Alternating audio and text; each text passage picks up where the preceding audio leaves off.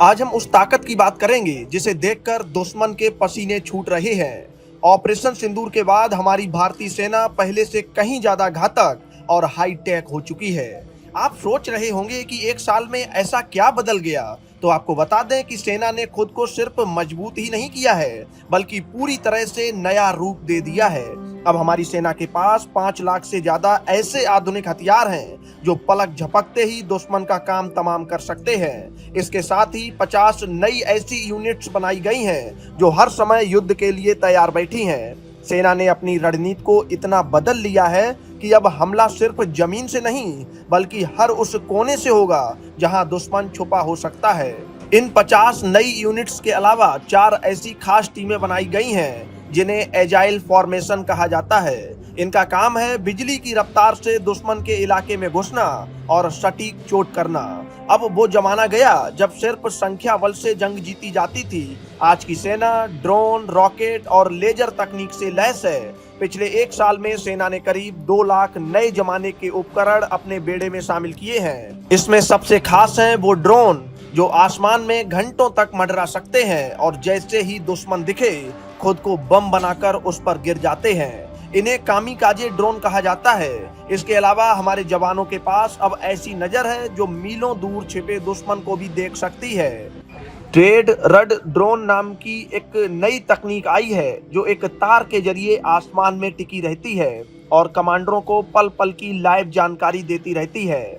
मतलब अब सीमा पर क्या हो रहा है और उसकी एक एक तस्वीर हमारे कंट्रोल रूम में साफ दिखती है। अगर हम आसमान से होने वाले हमलों की बात करें तो सेना ने अपना सुरक्षा घेरा यानी एयर डिफेंस सिस्टम इतना मजबूत कर लिया है कि परिंदा भी पर नहीं मार सकता।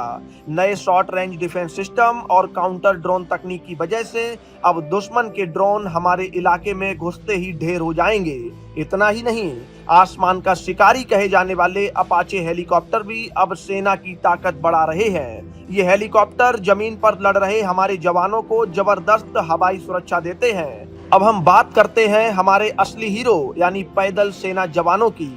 उनकी सुरक्षा के लिए सरकार ने कोई कसर नहीं छोड़ी है। हर जवान को अब दुनिया की सबसे बेहतरीन AK-203 जैसी असॉल्ट राइफल दी जा रही है। इसके साथ ही उन्हें ऐसे बुलेट प्रूफ जैकेट और हेलमेट मिले हैं जो किसी भी बड़े हमले को झेल सकते हैं। आत्मनिर्भर भारत के तहत अब ज्यादातर तोपें और हथियार अपने देश में ही बन रहे हैं, जो हमें और भी ज्यादा ताकतवर बनाता है। ऑपरेशन सिंदूर से मिले सबक ने सेना को सिखाया है कि आने वाले समय में युद्ध सिर्फ बंदूकों से नहीं, बल्कि दिमाग और तकनीक से लड़ा जाएगा। इसीलिए सेना अब तेज, सटीक और पूरी तरह से डिजिटल हो रही है।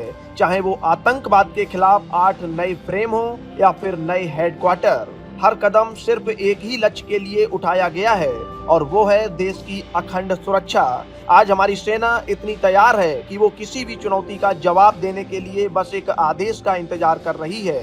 ये बदलाव सिर्फ हथियारों का नहीं है, बल्कि ये हर हिंदुस्तानी के उस भरोसे का है जो अपनी सेना पर गर्व करता है। सेना अब रुकने वाली नहीं है, वो हर दिन खुद को और भी ज्यादा आधुनिक और शक्तिशाली बना रही है ताकि हम और आप चैन की नींद सो सकें।